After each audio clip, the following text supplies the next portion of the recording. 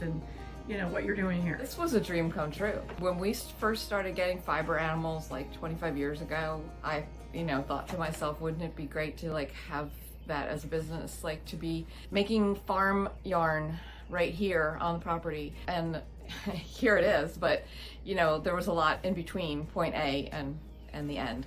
So I always want to put that caution out there so that people don't think like, oh, we just invested a ton of money into this place and this is what we're doing. This happens step by step, from the first shearing of our fiber goats to getting sheep, to learning the process, to meeting mill owners, to having different breeds, finding out what kind of yarn they created, all the things that went into this, a lot of hours, a lot of time, learning the natural dye trade, finding sources for my dyes, because not all of them are grown here, but they're all natural, and just the whole process. And all of that actually helped because I knew what I needed in this building when we were able to get this building 25 years later. So, I knew I needed running water. Like, that's integral to dyeing. You have to have water. I didn't want to be carrying water. And our water here is not great quality. It's very mineral and iron filled. So I knew I needed a filter. All these things are kind of like upgrades. You can run a garden hose to this building and that would have given me water, but it wasn't going to give me the water I wanted.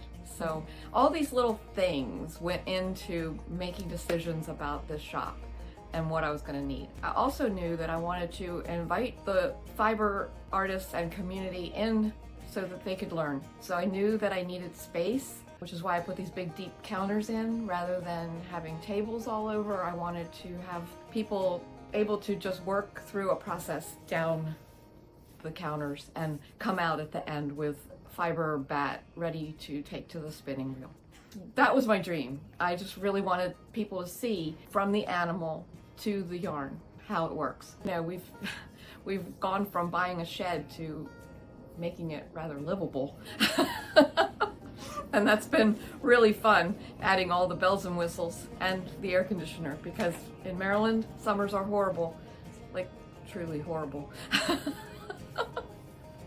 We are part of the community and there is a lot to share. Mm-hmm. And we share it on our terms, like it's not open to the public, but we are very welcome to have the public come learn from us, mm-hmm. whether it be about sheep and wool, or whether it be about small farming in general, family land, how to use it, how to regenerate the property that's probably been abused over the last century. Yeah. Whatever way you've inherited your land or purchased your land, there's a lot that needs to be done. And we want to be there to help those people. It's a lot to take on whether you're starting a homestead and you want to depend on the stuff you grow for your family's need, or you want to start a market garden so you can be at the farmer's market on Saturday morning at 0500. Like, why? I don't know why. Because I'm not a morning person. I'm a farmer who's not a morning person. But that's okay. These are important things that we need to pass on at this point in life. Like, we've mm-hmm. done it, we know how to do it. And it's not that there aren't surprises that come up and that we do not know everything. Sure. But we do want to pass on what we do know to those that are interested. So, like, I'm doing some small canning classes this summer for a group from church that wants to learn how to can. I think everybody should know how to preserve food. I don't care if you are never going to put green beans in a jar and put them on a shelf. You should know that process, right? Just in case. Right. And I know a lot of people think that's ridiculous, that there will always be grocery stores and that there will always be food available for our country. But I prefer to rely on myself rather than rely on the food system.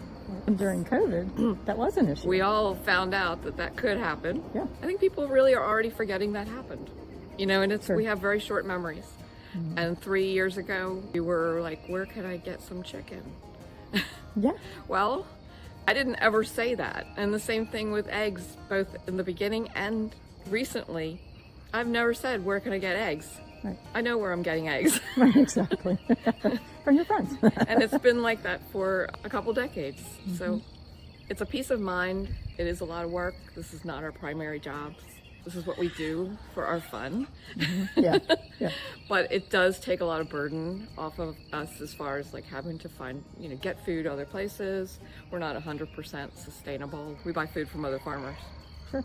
go find your farmers. Like, I think it's really important to know who are the people in your community that are raising food, because you don't know when you're going to need them. And I tell you what, the steak you buy from the farmer is going to be so much better than the steak you bought at the food store.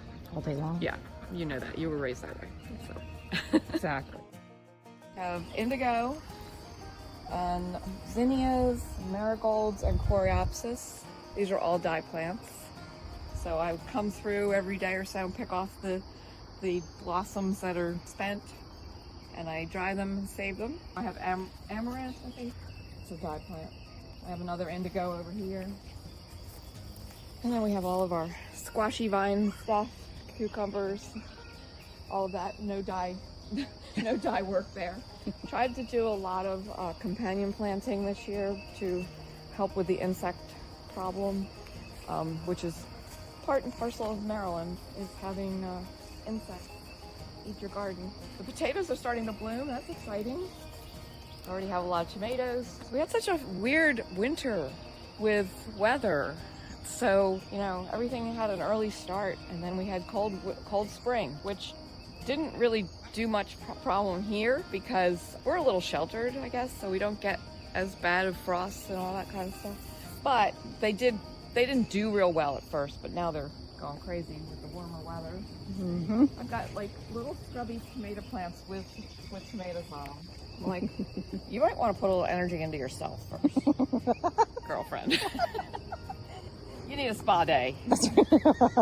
But I'm really excited. So I've already been harvesting carrots and beets and radishes and tons of greens. I dehydrated a lot of greens to put into soups and stews over the winter, just to add some nutrition in there. And I hate to throw anything out. So like when I pick a carrot, if I, you know, have the greens, that goes to the rabbits. I don't juice, but if I did, that would be a great use for the carrot tops too. But anyway, you know, we try to use everything that we can, or I will throw it back into the garden. There's a little green compost pile over there, and that'll just break down. It'll turn into dirt. There you go. So we really need, as a society, to support our community farmers. We have to keep these people energized to provide the food locally. We've just gotten to such a massive food system that is going to crumble at any point, as we've seen. And, you know, if we don't have our local farmers and producers, we're going to be seriously in a bad situation. I'm not one who's like predicting dire things. I'm not saying like the whole world's going to crumble and you need to start growing tomatoes, you know. That's not my point. My point is there are still a lot of small farmers, homesteaders that need support from the community. We need these people. And, you know, we're kind of trying to do that with everything that we start. It all started here with a couple little ponies and some goats. And, you know, now we're providing eggs and other food for a lot of families. And it may just be a drop in the bucket compared to what a larger farm is doing, but it's something. And you know, I started the publishing business to help small names get their books published. All of our books are in the homesteading farming genre.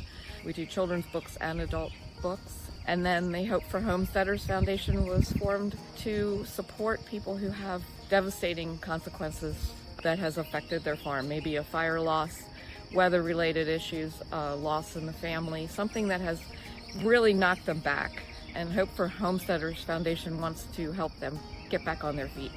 So we're a 501c3 charity that is accepting donations. It can be specifically based, like say, you know, family down the road, and we accept them, then you could say, my donation, please make it go just to that family. We have the ability to do that. So we are self-funded in addition to accepting donations from the community, from the entire country, to help small producers get back on their feet.